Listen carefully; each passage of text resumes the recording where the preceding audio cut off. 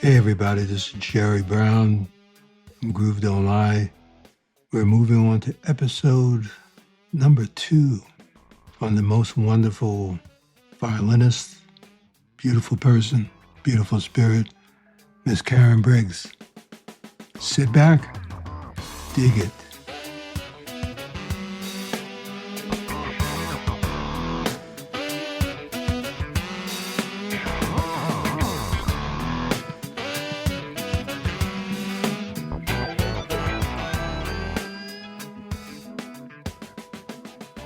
What you have brought to the Diana Ross Band and to the camp, besides your professionalism and awareness, is as you're playing, what I hear is that there's Diana's melody, and then you're kind of just behind it, but you're embellishing it, which Mhm. actually gives more sparkle to what she's doing. It's a crazy, it's well, I won't say crazy. It's just beautiful. It adds a texture I see what to you're saying. you're adding this texture behind what she's singing, which was not there. I see. Well, I think she's a phenomenal woman. I mean, do you realize we did 13 countries in 1 month and she's 81 years old? I know. I'm like, okay, I was trying to complain, but I was like, okay, you really can't say nothing because she's 81, she's 81 years old. So just suck it up and just, do the gig and don't complain about the time zone changes and being tired and all that. Yeah, I mean, she's just amazing. I know I was blown away just by that one gig. Now, I actually met her back in 1999 was when I met her. And she called me. This was when Arif Mardin was alive. And she called me out to New York to record He Lives in You. That's when I Ah, Yes. And so I didn't hear from her for years after that. And I was wondering because I wasn't even seeing her in general, just in the media or in social media or TV. I just went so I just typed a message on Facebook, just blanket. Has anybody seen or heard from Diana Ross? And I think like maybe 2 or 3 months later after that, she reached out to me and called me to play with her. I think I did a little tour. I might have just had the second child by then, and she was probably about 2 years old, maybe. And so she said, Karen, I know you just had a baby and everything, and I know she's young, but do you think you could work it out so you could be on tour with us?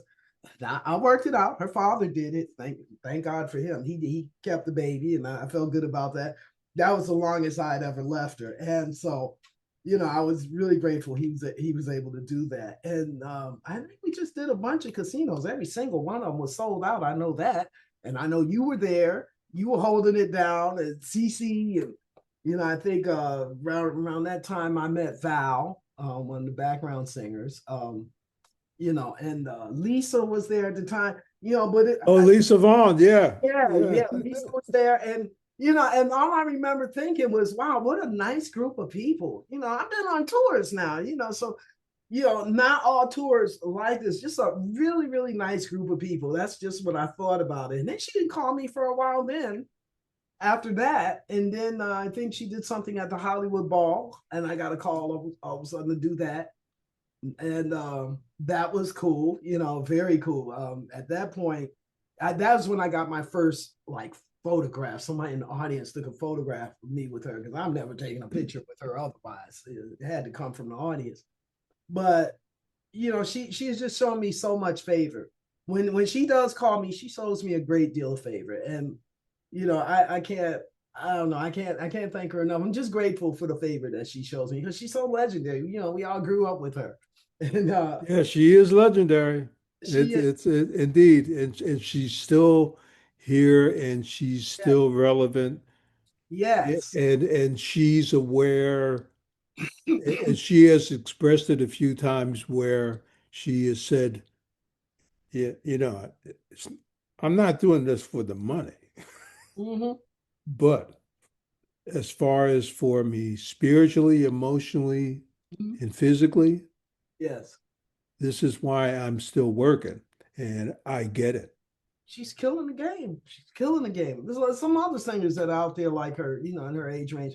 I'm just like in awe of them. They are inspiring to me. It's like, well, if I'm so blessed to be here that long, that's what I'm going to do. I'm going to keep right on playing as long as I can. Just Yep, yep, yep. enjoy it. So, Karen, I wanted to ask you,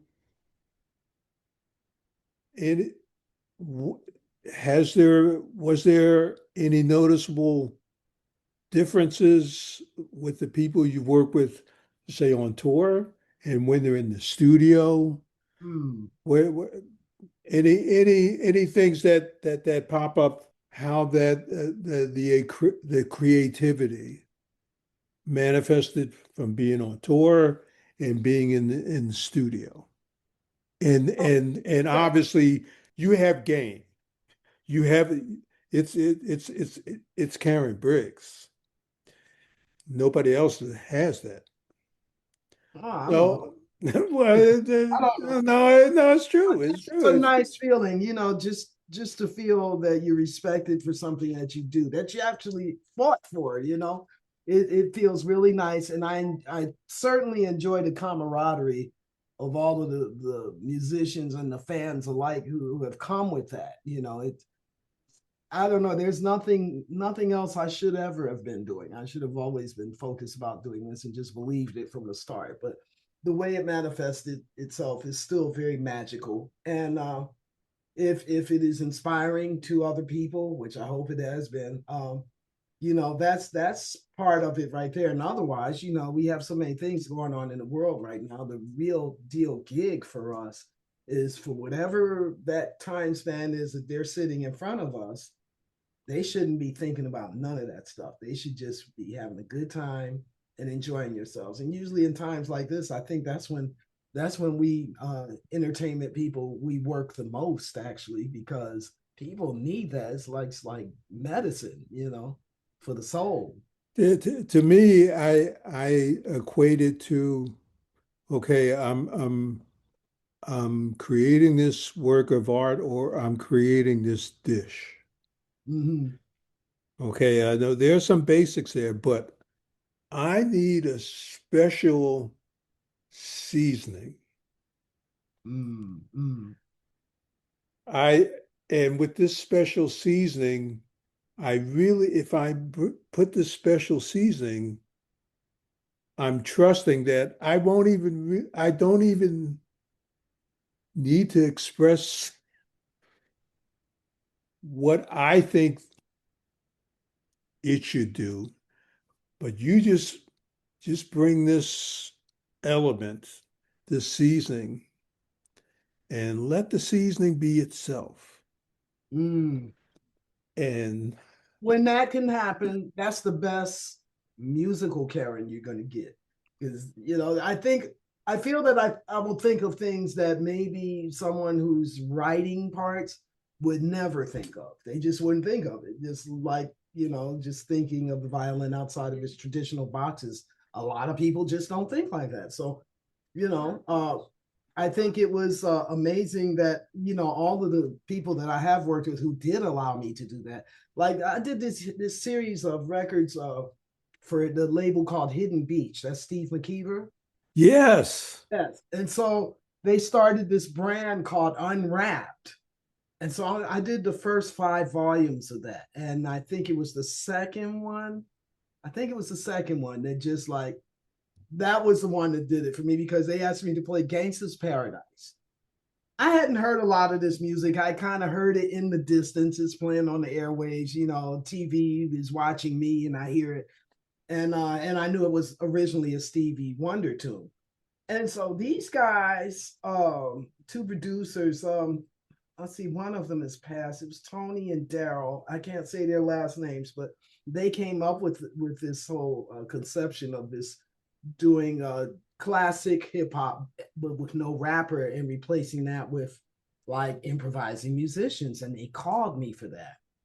And this thing, I don't know, I was in a zone at that time, and I came in there and did this thing in like one take. One take. That's rare, very rare for me. Just come in and just play something, because they were just like, well, just come in and just freestyle over this. That's what it was. And there was that recording made me realize it's probably my best environment. Just to be in a scenario where there's no boundaries as to what I can play. Within reason, yes, but no real boundaries there like you would traditionally have when called to the studio. Beautiful. I did that thing in one take. It's like now, it's like that's one of those songs. I have about 3 songs that I have to play almost everywhere I go under my own name. One of them is Amazing Grace. The other one is Scheherazade by Rimsky-Korsakov. I did an arrangement on that. And Gangsta's Paradise is the other one. And they all get standing ovations. Most of the time, like 95% of the time, people just stand up. And it's just a certain spirit of the music that people enjoy. So, in doing these things, you have to know whatever I'd learned up to that point. I'm putting that in there too. The country music, the gospel music, the jazz music, it all flows together. And even when I started playing with Nasir Sharma, that had this element of a quarter tone. Now, a quarter tone in my interpretation prior to becoming more educated about it, well, it's like, well, you just bent the note. That's all. I do it all the time. You just bent that. Exactly. But I didn't know it was a notational thing. And I mean, I read music, but I didn't have a lot of encounters with that kind of stuff. And so, I'm playing with this guy, he's got all these musicians and they're from like all these countries like Egypt and Syria and Iran, Iraq, and, just all assembled. And they're playing like their traditional instruments, these instruments like 2,000 years old, and they're masters at them. And I'm getting this music with all these scales and these lines and these bent notes in there. And I heard it. And I thought, okay, these are ethnic instruments and they're not going to be 440 in tune. So whatever they do, you just do it too. Yeah, that's because I thought they were playing the quarter tones because they were just ethnic instruments that weren't in tune all the time. But since they did it consistently, I'm like, well, I'll just try and follow them whenever they did it. Mm-hmm. So I think Nasir hired me thinking that I knew more about Arabic music than I did, but that was like lesson 1 right there. And so later on, he actually came to this country a few years back and played in Houston and invited me for that. And I think that's when he realized, or maybe prior to that, he might have realized it, because he gave me this gift called, the Book of Arabic Music. I read this book. It was written by a violinist and an Arabic violinist. And I can't remember who the other person was, but of course, the violinist was going to stand out. And it read really easily. And there were so many parallels between the Arabic music and jazz. And that's when I started, the quarter tone. Oh, that's a deliberate thing. Okay.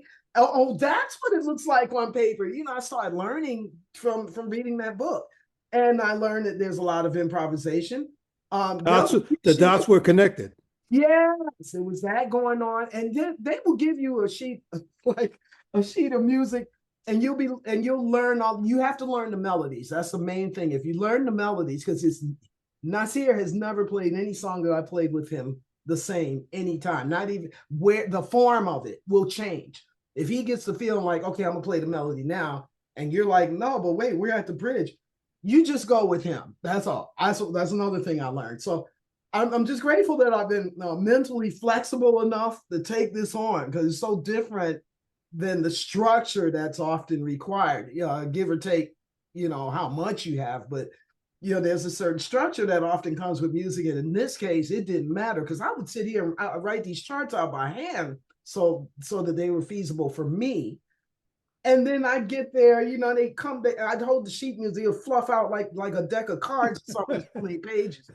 And I'm like, okay, I know I wrote this right, but why is he playing over here?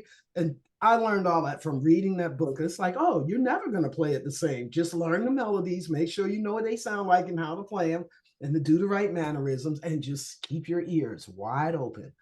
That's how you have to work with Nasir. And so he has been calling me. Oh gosh, where have I been with him? I've been to the first time I played with him, we were in Iraq, in Baghdad. I was terrified to go there because I just knew the news stories, and and there were people around me even then telling me not to go.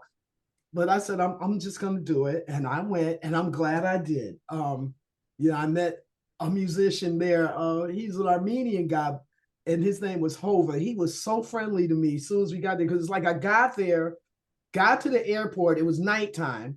I'm sitting in the lobby, don't know what's gonna happen next. By this time, I come to the airport, had to catch a bus 3 hours through Turkey to get to an airport that would take me into Baghdad. And there was a language barrier, so a lot of these details they didn't tell me up front. It was raining outside when I was waiting for the bus.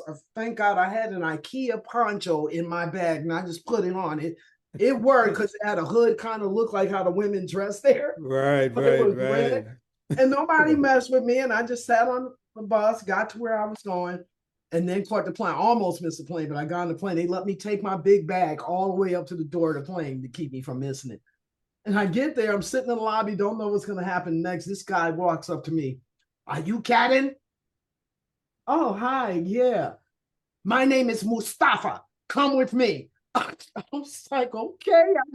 I just went with Mustafa. Mustafa came out with the big pickup truck, and it was like a Ford, right? He said, you'll see, I drive American truck. And he drove me, it felt like 90 miles an hour to this hotel. We had been through several security checks, German shepherds checking smelling bags and stuff. So, they had some energy going on there. And I couldn't sleep. I was jet lagged. I stayed up all night. I might have slept for maybe a couple of hours, and they woke me up, and it was time to go to sound check. And I got there, and that's when I met Nasir and met all the other musicians. And this one guy, Hova, he was so friendly. Hi, you're Cat Briggs. So nice to meet you. He's a bass player. Come to find out, when I got back to LA, he lived like a mile and a half away from me. And so, Small world. yes, he and I became friends. We did many more shows with Nasir after that. And he's probably going to do this one we have coming up in Houston soon. But, it was just magnificent, the experience of that. And of course, I had to find clothes that were appropriate for that part of the world. I have a whole wardrobe of that stuff now. So when we went to Abu Dhabi, that was like a no-brainer for me. Um, I knew how to dress in a way it still suited me, still my signature, but in keeping with their rules of modesty. Yes, yes, yes, yes, And yes.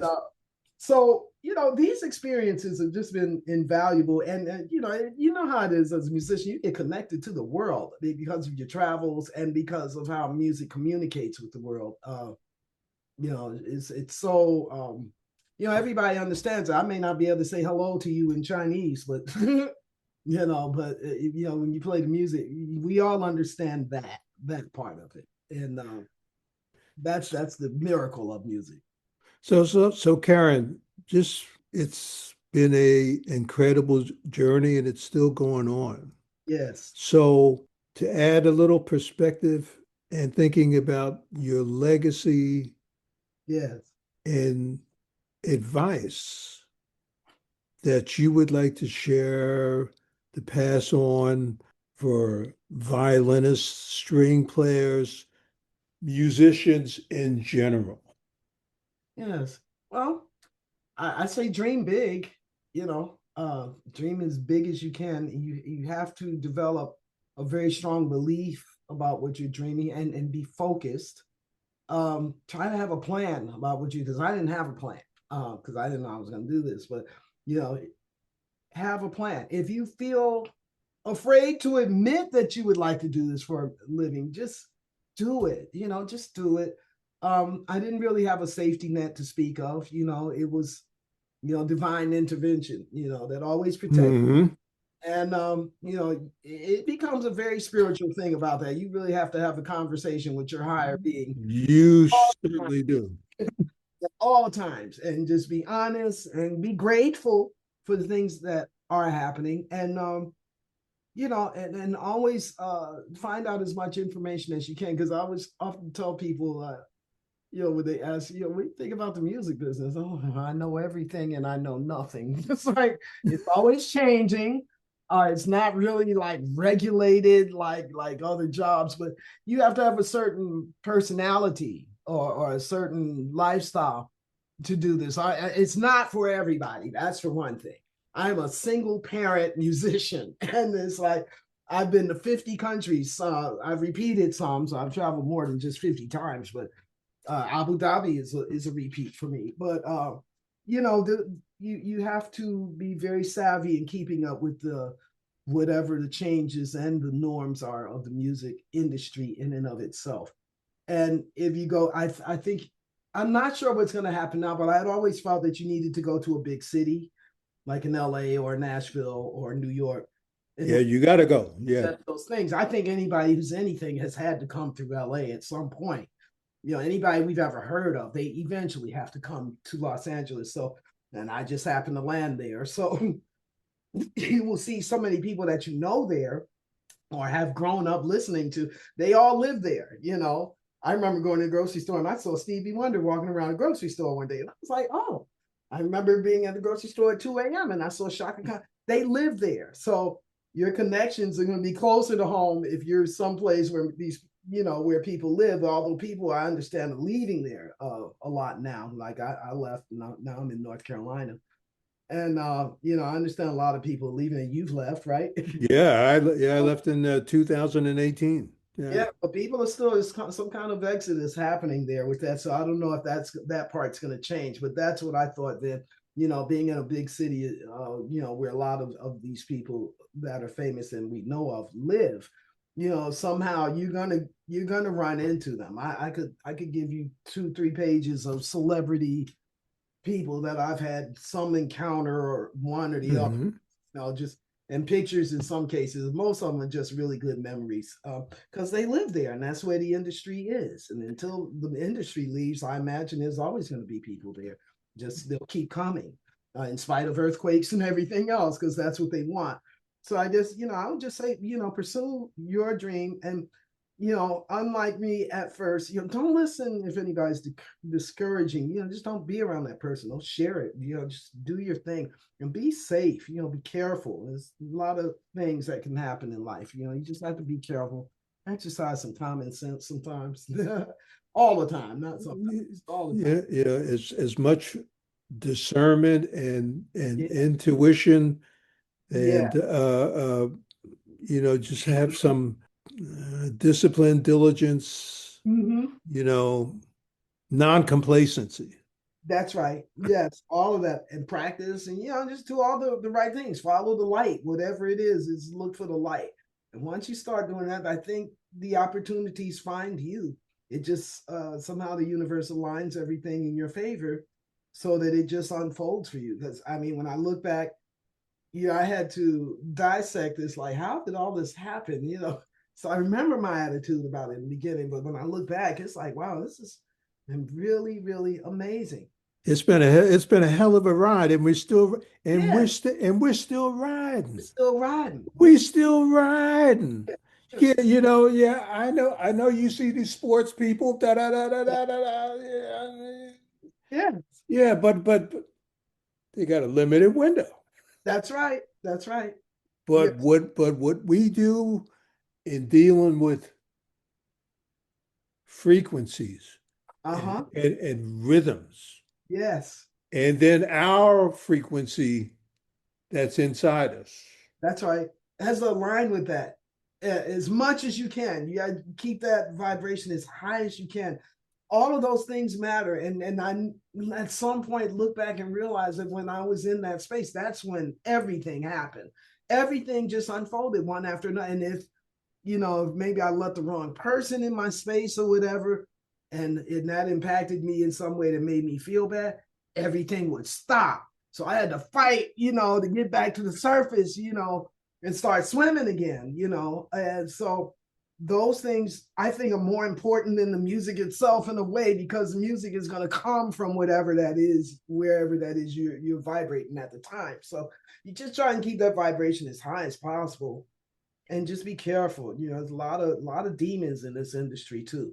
I There are think a lot of them. Yes, there are. yes. But somehow, and it's a phrase I've come across, and because looking at trees, you see the fruits, but you don't see the roots. Mm-hmm. But it's what happens in the roots. Mm-hmm. Mm-hmm. And basically, I say, from the roots to the fruits. That's right. That's true. You know, I'm surrounded by trees. I live in Jurassic Park now. So I got a tree that I talk to every day. There you go. There you go. I There- love it. It's like all kind of creatures out here. That took some getting used to. And I mean, I grew up in Virginia. We had creatures, but then I was in New York, and then when I was in LA, I really didn't encounter that much. And now I'm back here.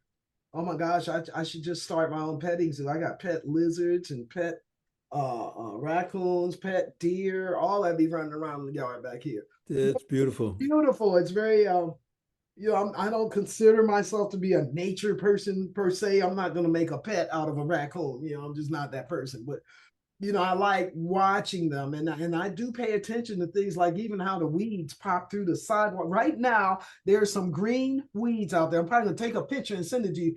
And it is freezing here. Jerry, you know, it must be cold where you're at. It is freezing here. It's like I think it's like 30 degrees right now. The sun is shining, and this weed came right out of the cement. I said, "Well, that's not inspiring. I don't know what is." That's what I said. That is some energy. Yeah, how That you is know? energy. How Yes. you gonna? I mean, everything else is brown. That's why it stood out because everything else outside is brown. The grass is brown, but this weed, Here I am. it's like, yeah, I don't care that 17 degrees outside, and Hey, how you doing? yeah, I'm not even gonna touch you down because that was just miraculous that you even here. Mm-hmm. But that's the kind of consciousness I've developed over time. Wasn't always like this. It's something that was an evolution over a period of time from all the various experiences of life. As you know, I'm a mother. I have a 28-year-old and I have a 15-year-old. 15-year-old, all she listens to, Alan Holdsworth, Weather Report, Return to Forever. That's all. She is obsessed. She's Wow. absolutely obsessed. She has all their albums, Jean Leclani, everybody's on the wall, LPs. And she is completely obsessed when she's away, because she's still asleep now, because she was exempted from all of her exams at school, except the state exam because her grades were so good. And she will. Congratulations to her and to you. Oh, thank you. Hey, Mom. So, but they're good kids. They're just good kids. You know, the eldest one, she just started her own business. She went to school and majored in kinesiology. She got a master's degree in strength and conditioning, and so she just started her own business as a personal trainer. And she works a lot of athletes and people who need therapy and stuff like that. So she's doing good with that. But this one, when she wakes up, she will come in here and eat a croissant or something. And then YouTube goes on and she likes Gino Vanelli. She just discovered him. I told her about Don Sebesky. And so many, and it's cool because so many of the musicians that she's looking at, I've either met or worked with, or, and I can tell her that and so we bond on this thing. Beautiful, beautiful. Well, hey, thing. kids don't understand until they get older. Parental pride. Yes. That's priceless. It really is. It really is. She's a quiet child too. She's like she's a sophomore in high school now. And I've been paying on this trip for like 2 years now, but she's going to Portugal like in a month. I'll be her first international travel. And she's going with her class. Great. And and so she's been teaching herself Portuguese, for 2 years now. She's had some maps that she's using. And then she recently stated that she wanted to play guitar. So I got her one. We'll see what happens. I had to give her some lessons. But she's the one that I think she's the one that's most musical for sure. I have videos of her. She's like 2 years old. She could just pick out things. I never showed her anything about keyboards, but I get her little toy ones. And she would pick out music on there. She would remember the pitches of notes. I don't know if she still remembers, but she's very shy. But when she asked me about the guitar, I was like, thank you, God, like somebody's gonna, play an instrument, because the eldest child was not interested. She does have a keyboard that she plays by ear, but I don't recommend that this is for everybody. This lifestyle is not for everybody, because you're going to be going against the grain of the majority of the population by not taking on a 9-to-5 job. A lot of institutions in that world, corporate world, do not even acknowledge us. It's like, yes. But they pay money and go to see us, those of us who entertain, they pay money to go see us, and they'll buy tickets and everything. But, outside of that, I mean, they're still harassing us about getting on the plane with instruments. And, It's like, what, a flight attendant doesn't ever go to a concert? How do you think we get there to entertain you? We have to bring our instruments, in some cases, check them. But most, smaller instruments we take on the plane, and, to feel harassed like that, or not know when you're going to be harassed like that, because there's an inconsistency to it. That's been annoying, especially since 9/11. But we press on. We show up, and that's the gig, is to make people feel better for that slot of time. They paid their hard-earned money to come and see whoever they came to see, and if we're part of that, I'm just a unit of what Diana Ross does. Of course, ain't nobody coming there to see me per se, but whatever that element is that we lend to it is still significant, because it's going to contribute to the overall energy of how the audience perceives it, and there's a synergy that happens with that's unmistakable, and she does it consistently. I like almost every time. It's just people leave there floating, and that's probably a Motown thing, because I noticed that about Stevie too. You leave his gigs, his shows, you just like floating for a week. And so you holding down the groove, and then like I said, a nice group of people, with this tour. I just well, it is from my experience of playing with Stevie, to playing with with Diana, just seeing the smiles in the aisles. Yeah, it's like I'm not, and I'm doing my job. Why? Because again, groove don't lie. Groove don't lie. So you be holding it down. So Karen, I love you. Thank you so very, very much. Thank you. And you're an incredible storyteller. Oh, thank you. Thank you.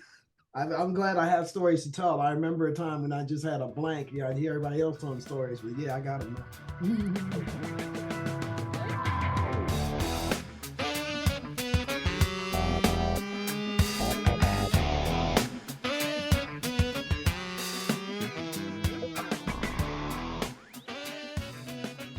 Ladies and gentlemen, this has been an incredible 2 episodes with Karen Briggs.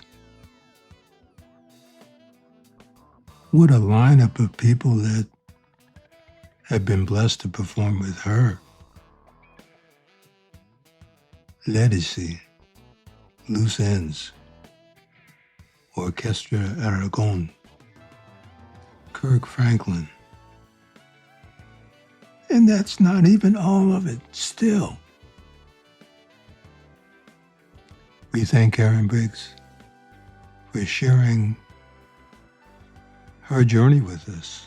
It's been incredible, and it's still going on as we speak.